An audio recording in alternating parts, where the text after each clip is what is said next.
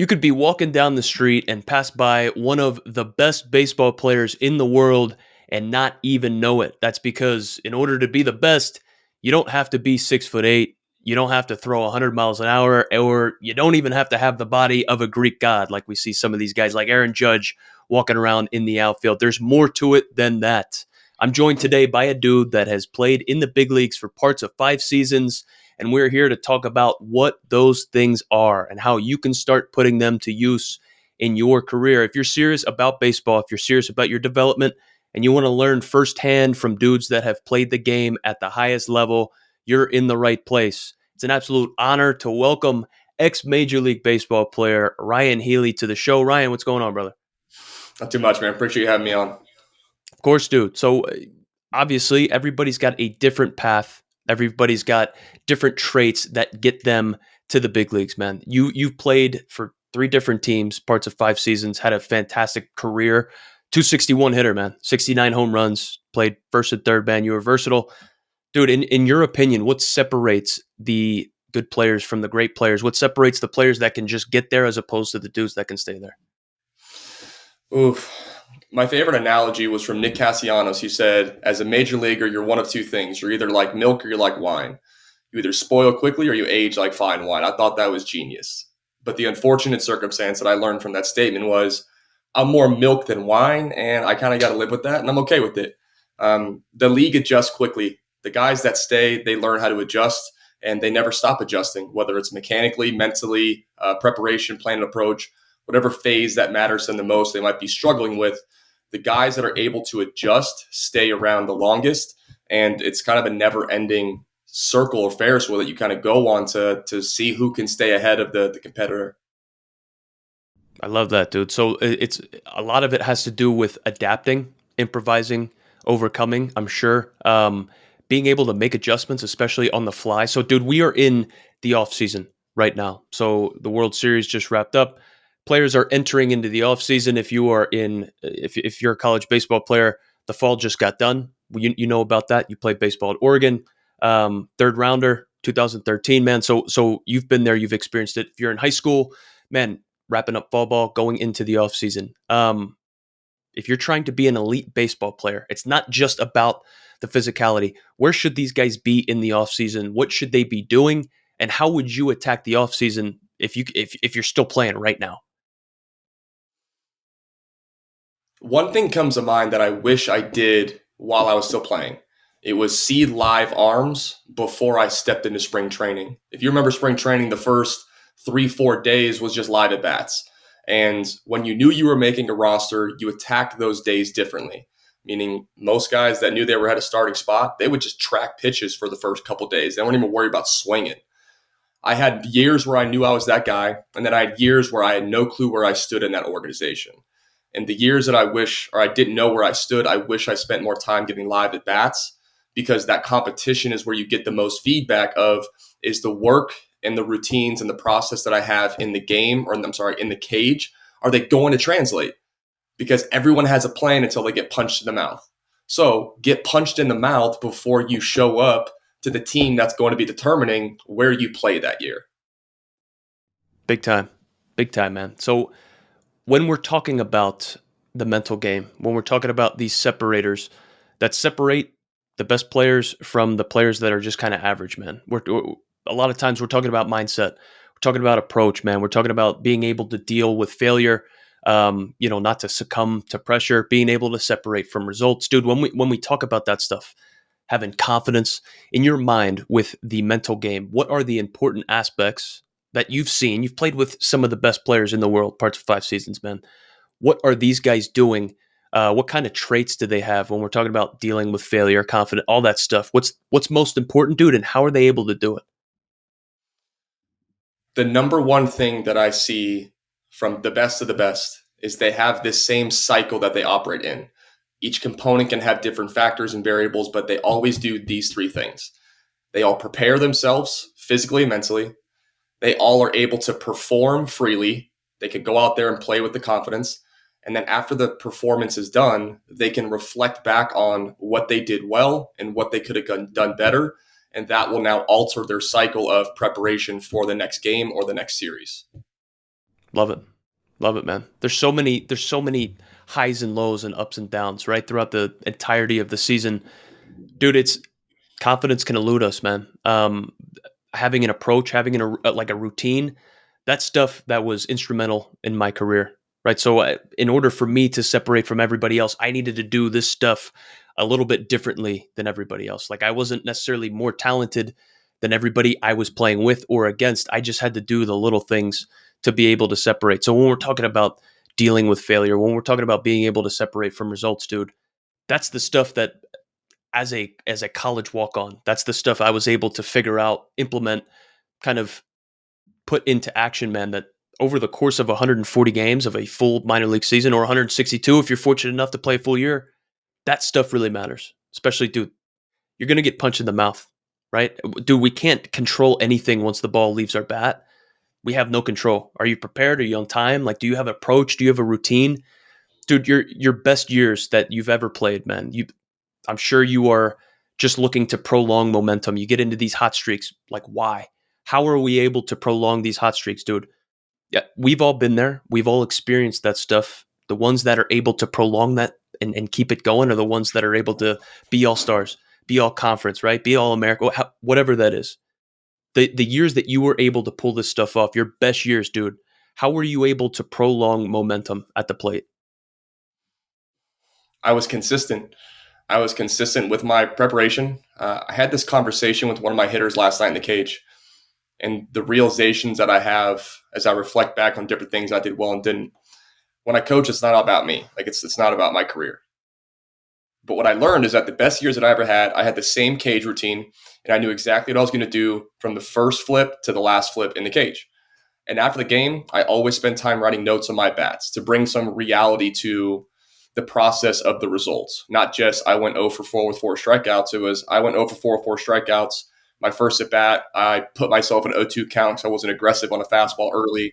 Bring some reality to it. So now there's actual tangible takeaways from the result of the at bat that the next game I can heighten my focus on and improve. Mm, My best seasons of my career, the preparation was always the best, and it was always consistent, whether I went 0 for 4 or I went 4 for 4. I love that, man. I love that. Routines are important, dude. We talk about there was a Harvard study done. So a Harvard study, those guys are nerds. They know what they're talking about. A Harvard study, man. There's a Harvard study done. 47% of a baseball player or a person's day is going through on autopilot, dude. 47%. So that is nearly half of our day. So when we talk about the importance of routines, like the importance of having a plan, you get to the field. Do you know what you're supposed to be doing? You like showing up early, dude, but do you utilize your time, or are you just there to kind of like dick around and talk and like have a good time? That's, dude, baseball's supposed to be fun, but you're also supposed to like get after it a little bit. That's how you rise and you maintain and stuff, dude. Um, I love all that, dude. Wanted to definitely ask you questions about that, dude, because 261 average over the course of those 5 major league seasons, dude. 69 home runs. That's pretty damn impressive, dude. Being able to play at a high level and perform consistently like that, that's elite. So I wanted to ask you about that stuff, the mindset, the approach, the stuff off the field. Maybe that's able to help you lock in on the field. So like we got a question in the chat here from Jerry the Snake. Jerry, appreciate you being here, brother. If you could go back and play a different position, where would you play? I'd be a pitcher because hitting is really, really Oh, hard. oh, dude, I But love that. I didn't throw hard, so I wouldn't have been a good pitcher, but So you had some little pitching. less You failure. had a little bit of pitching experience. I think you had a couple outings, maybe at Oregon, and you had an outing in the Cape. I was looking up the stats, bro. Run me through it, bro. You brought the cape up. Okay, if you're gonna bring the cape up, I have to name drop because my claim to fame is that I struck out Chris Bryant in the Cape, Sorry but about I gave up a 2-run ball or home run that still hasn't landed to Richie Schaefer. Um, it. I was more of a pitcher out of high school than a hitter, and I remember my freshman year at the end of the season, I didn't start as an offensive guy the first 3-4 weeks of the season my freshman year, and then I worked myself into the starting role.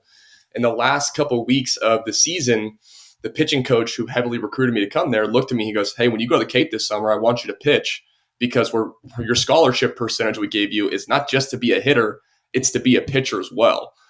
my arm just couldn't hang up with it, man. Like the elbow, the shoulder, like the combination, it wasn't for me. And luckily, the hitting took off enough in college where I was able to just identify myself as a hitter and not a pitcher. But when you see the routines that the starting pitchers in the big leagues can develop, that would have been really nice to know that I'm throwing every fifth day. I got 4 days to prepare, recover, do my thing. I don't know if I'd want to be a bullpen guy. Those guys are the biggest grinders in the league, and they also get the most abused, not just physically, but emotionally, mentally, with the up and downs that they throw them through. AAA, double, or AAA big leagues, up and down all year. And yeah, if I had the perfect scenario, I'd be a starting pitcher in the big leagues. Oh, that would be beautiful, man. The life that's the life right there. You have an idea what your day's going to look like on certain days. That's beautiful, man. Those guys also get paid out the wazoo. So, dude, third round in Oregon, 2013, bro. We were drafted in the same year. It took me a while to get to the big leagues. I couldn't figure it out. Couldn't figure out double A. Couldn't figure out double A, dude. Took me forever to get to triple A, and then when I got to triple A, I couldn't hit past 260. So like I had to struggle each way, each incremental level. I really wanted to debut 2015, 2016, just like everybody else. But the dudes that are able to debut early, right? You debuted at 24 years old, dude, which is fantastic. That's quick. How were you able to accelerate that development? How were you able to push through, have a successful college, like 3 seasons in college, get drafted, progress through the minor leagues, and do that at an accelerated pace? I was definitely blessed with abilities to just kind of bat the ball. I was always a good hitter. The biggest thing I had to learn in college was how to hit for more power, because the positions that I played, I was never going to get recognized if I didn't hit for more power. I was always satisfied hitting base hits to right field. Maybe I'd clip a couple homers a year, and I profiled more as like a second base shortstop, to be honest. And I had to learn in college through the guidance of a wonderful coach of Mark Wasikowski, who's the head coach of Oregon now. He taught me how to really use some of my leverage and my strength to drive the baseball to the yard, and more so the mentality of stepping into the box, looking to do damage with less than 2 strikes, and be willing to look foolish on a pitch because you know what you're there to do. You're there to get on second base or hit a home run. I had to relearn that in pro ball, because the minute that you get punched in the mouth, our human nature is to revert back to what we've done in the past to be successful. Well, what I did in the past to be successful was hit base hits to right field. And I remember in 2015, I was in double A, and I had a good season. I hit 311, 310 with 11, 12 homers. It by all means won the championship. By all means, I thought it was a great year. I thought I was going to big league camp the next year, going to start in triple A. Thought it was going to be awesome. I got hit in the mouth that offseason. I got invited to mini camp. I didn't go to big league camp where all my teammates and all my buddies did. I went from being a top 10, top 15 prospect in the organization to not even being on the list. And I couldn't figure out why. Finally did some reflecting, and I saw what numbers looked like for other corner infielders in our organization and what the teams were valuing. It was slugging percentage, it was home runs, and RBIs were a product of that. Remember that offseason, all I did in the cage was try to hit balls off the top of the net. This is not me telling every young man that they need to go do that, but for me specifically, I was always short down to the baseball, opposite field. I had to learn how to get under the baseball and pull it with authority. And 2016 is when my life changed. I went to minicamp. I got a few at-bats, opportunities in the big league side, just getting called up for a day, showcased that I was a little bit different than I was last year. Got sent back to double A, went off for about 6 weeks, went to triple A, went off for 8 weeks. All of a sudden, I found myself at the halfway point of the season at the Futures game, starting the Futures game.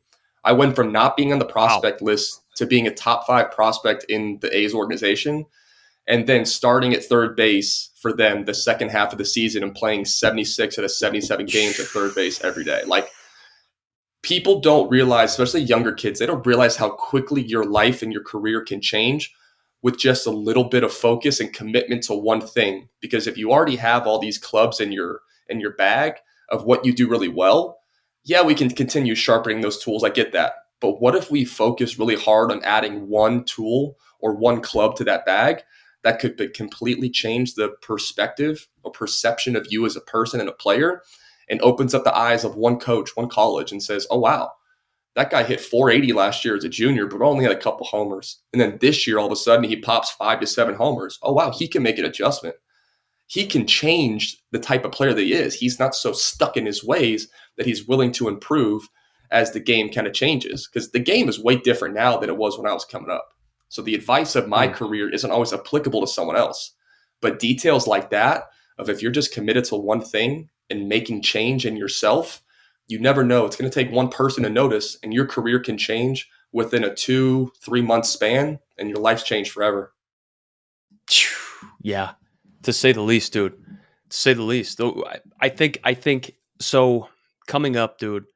Like I alluded to it earlier, the nine hole podcast is based off of being the underdog, being the bottom guy, right? Being a walk on, being a dude that doesn't get invited to big league camp, and then being in the big leagues later that year. That was my story, dude. I was the oldest guy in minor league spring training, 27 years old in minor league spring training, backing up dudes that are like teenagers, right? It sucks. And like being able to grind through that and Yeah. then figuring it out, outlasting it, dude. That's absolutely fantastic. I think about I'm I was able to separate from everybody else, not just because of talent, but I incrementally and progressively made progress year after year. So I'm not saying it was like leaps and bounds insane. I was way better than I was last year, but I kept getting better every single year, like chipping away. The stuff that was a detriment to my game, the stuff that held me back, like being able to focus on that, attacking that stuff helped me incrementally get better a little bit year after year. Is that something that you've seen um, players that are trying to make it to the big leagues, dude? Is that something that could, I mean, keep it simple? Is that something that could like be a simple thing to think about in their development? Like, dude, okay, we are going into, the second week of November. Am I better this November than I was last year? Right? Kind of comparing it. Like, how would you do that in your career to track your progress, monitor your progress, making sure you are getting better and better, dude? How do you do that? You have to find ways to measure it.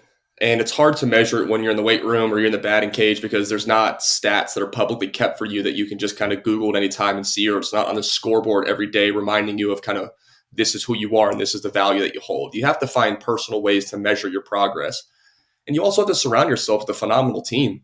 You have to find a coach or hitting coach or a buddy that you can hit with that will allow you to record some video. You guys can kind of measure the progress from I started hitting on October 25th and here I look on December 1st.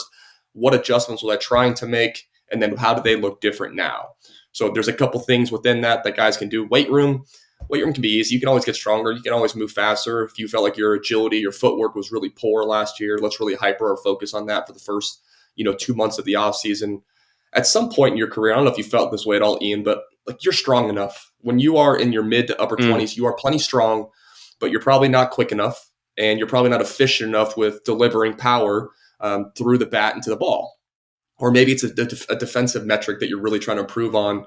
Um, I know they're doing a better job nowadays of converting and translating, communicating the way that teams will measure you. Because I know there's the fan graphs where it's a public versions, and each team has their own private version of how they break you down analytically. So there's interesting ways that guys can do this. I know some teams will give players individually report cards of like, or things that they can go improve for the offseason to better their chances for next year. And then some teams really won't give you any feedback. So it is really on the individual player.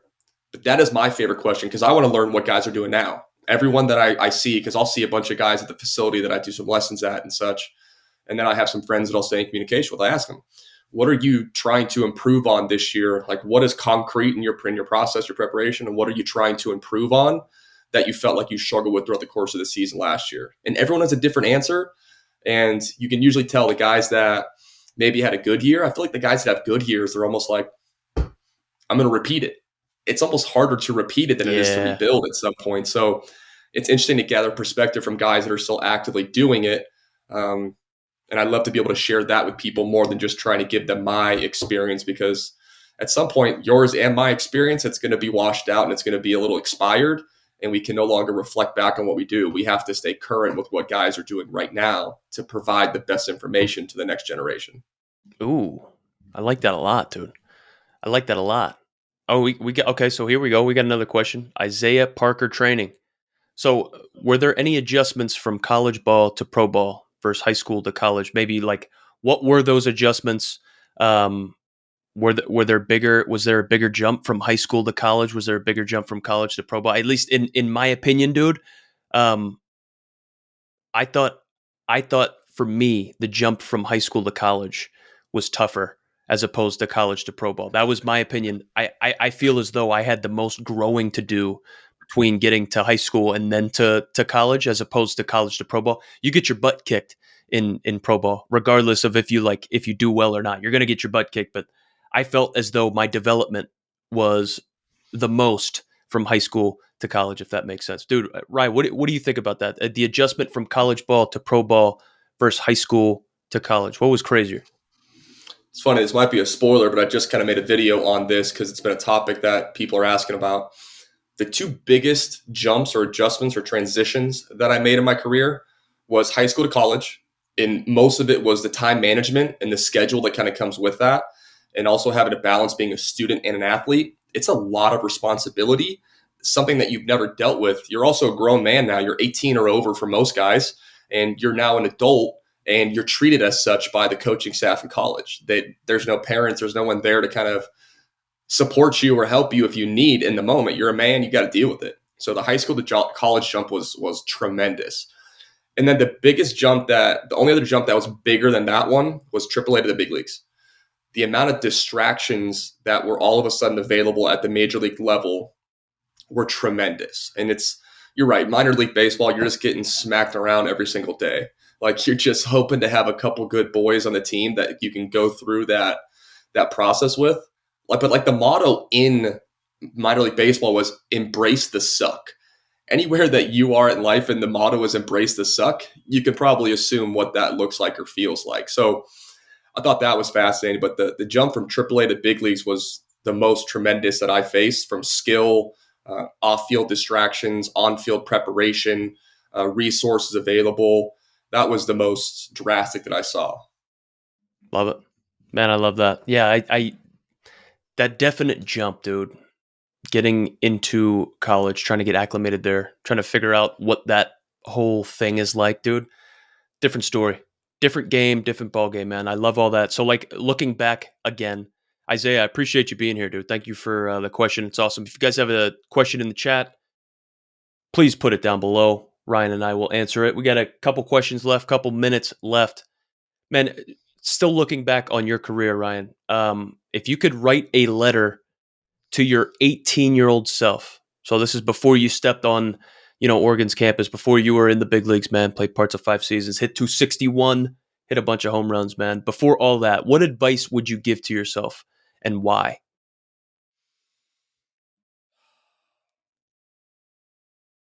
Oh man, It's a good one. it is a good one. What should you have known? The thing that comes to mind is I don't want to take away being my biggest critic. So I was always the guy that was hardest on myself. But I think I would add on to that of be your biggest critic, but be your best friend. Like be willing to understand that you can be critical of yourself, but also be willing to pat yourself on the back and acknowledge progress and success. Because there were so many moments that I potentially just blew through without actually enjoying or understanding what I just did personally. And the other one that comes to mind is believe you belong anywhere you go. I learned that from Daniel Robertson in high A ball. He was a high school draft pick. He was on his second full season.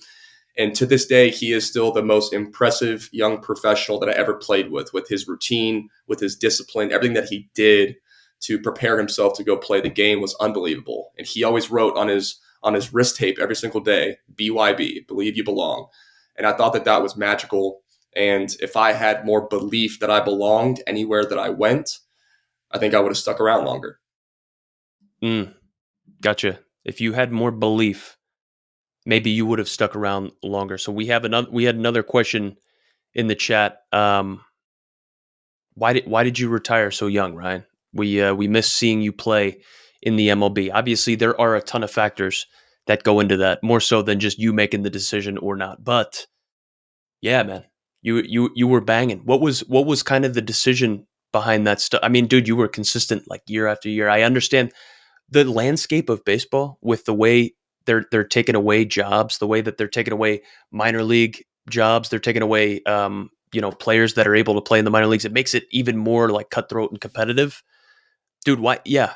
Did that kind of factor into it, dude? What led you maybe to stepping away from baseball, dude, if you don't mind us asking you that? How deep do you want me to go here? Let's go deep. Oh, man. All right, buckle up. Let's go deep. A lot of factors. So let's kind of go through the progression of 2019. I had hip surgery. That affected me a lot. Felt like being a power hitter. I never felt like I regathered that power that I had prior to hip surgery. And then you go into 2020 COVID year, didn't get many at bats, didn't get a great opportunity, just got married, invested a lot of the money that I made in my early couple years of my career into real estate and different things. So I tied up a lot of cash.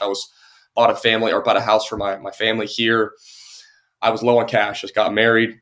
I took an opportunity to go play in Korea. I made a decision for money and not for career development. And I think that the baseball gods punished me for that in the long run. I do believe that.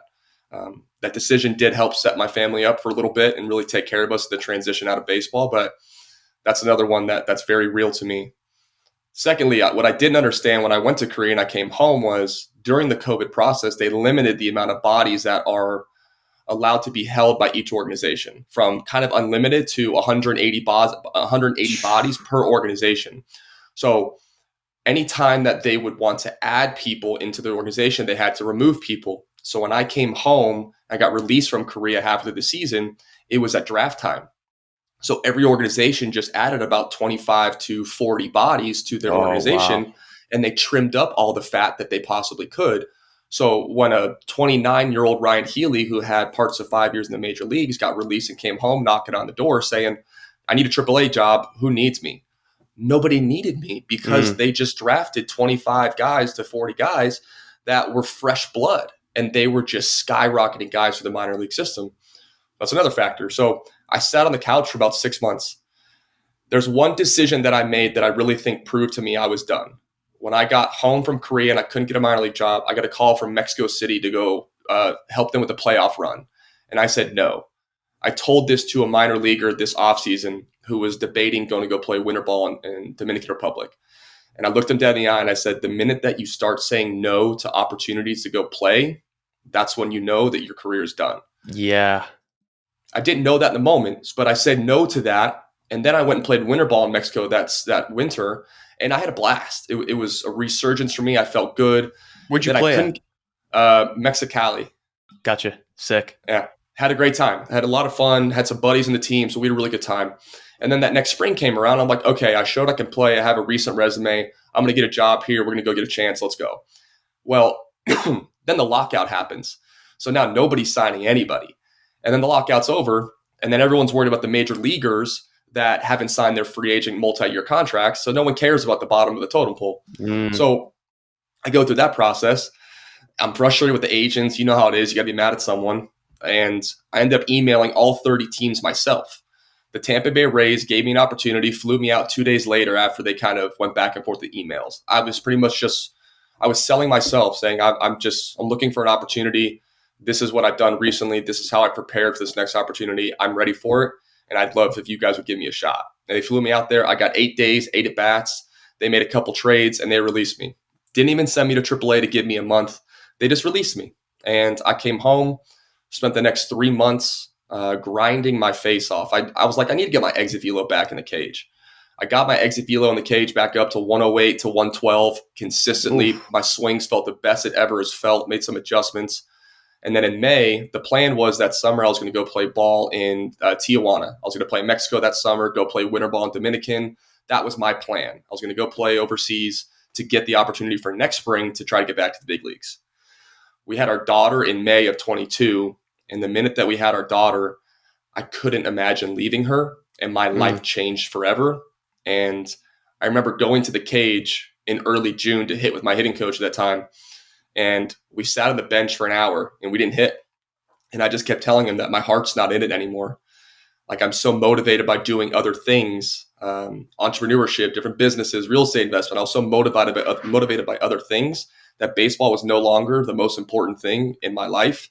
And the minute I realized that, I hung them up. Yeah, dude. I feel like that was kind of the same thing for me, right? Even though I was didn't have parts of 5 seasons in the big leagues, right? I just knew that when I started thinking about other things as a priority in order to get ahead for the future, like baseball wasn't paramount necessarily. Like things were put in front of baseball, and I'm like, dude, that basically means that I'm done. I know that this means that I'm done. That's how it goes. Um, yeah, dude, that's a crazy story, right? It takes more than one thing to make a decision like that, especially when like my life was surrounding every decision that I ever made in my life was surrounding baseball. And I haven't told many people the timeline of how that built up. But I'm at a point in my life now where I have a lot of confidence and conviction in kind of what I did as a player, and I'm so motivated by what I'm doing now to help people that if that's part of my story and it's long-winded, so be it. You either want to hear it, you don't. Absolute, man. I love that. That's fantastic, dude. It's yeah, it's crazy transitioning out of baseball, right? Oof. Having to go through that. We got Tyson here in the chat. Appreciate you, Tyson. Belief and trust in oneself is the single-handed most valuable skill set an athlete can possess. It supersedes all time spent in the gym and all time with hyper focused reps. Confidence in yourself and belief, man. Dude, it's paramount to success, right? It's paramount to success. Dude, having confidence and your belief in your ability, you're going to spend all off season grinding your beanbag off in the gym and in the cage, perfecting your mechanics, getting some nice arms, getting the legs right, and then you go out there and you take a fat 0 for 4 on opening day, and then you shrivel up into a raisin. You spend all off season working in the cage, working physically to become an elite athlete, and then you get out there and you have no mental skills. You have no belief in yourself, no confidence, man. Can't deal with failure. This is the stuff that separates. It's the pathway, man. Tyson said, it's the pathway, man. You can't drive on the road until you're confident the road can be driven on. Ooh, that is That's deep. that is money right there, Tyson. That's going to make the final cut, brother. That's going to make the final cut. I'll be honest with you. That's fantastic right there. I love that. I appreciate that, dude. So these That these makes are me the think of things. one other thing. Sorry. Yeah. Go, go, I, go. the last thing was, oh, what's the word? It's not the belief, optimism. That was it. I lost the Ooh, optimism that I could do it again. And Tyson, thank you for saying that. That's deep, man. That made me think of that though. Is that's that the big. I lost my blind belief and my blind optimism that anything was possible after I went through a lot of the harsh realities that baseball had to offer. Once the blind optimism was lost, reality was too hard to deal with. Dude, that's huge.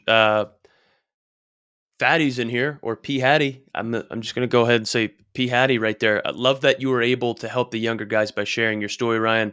Hope to catch you at an Oregon baseball alumni weekend soon. Appreciate you guys being here. Man, those are the things. Those are the things that we're talking about. That separates the good players from the great players. That's the stuff that separates the elite players from the players that just fizzle out, and that separates the dudes that get there from the dudes that stay there. So that's awesome stuff right there. This is all actionable advice, man. The stuff that separates with when we're talking about confidence, we're talking about mindset, belief, dude. That stuff you don't need talent in order to do that stuff. You don't need talent in order to maximize or implement. It just comes down to effort. Comes down to being intentional. Fantastic podcast, gentlemen. Appreciate you, Tyson. Thank you. I'll be sure. I'll Thanks for be being sure here, to tune in Tyson. going forward. That's awesome, dude. Appreciate you guys being here. Ryan, dude, thank you for coming on here, educating us a little bit about, some hitting stuff, talking about mindset, man, talking about what separates the best players you've played with and against from everybody else, dude. Before we get out of here, bro, who was your favorite teammate? Where was the best spot to play a baseball game in your opinion?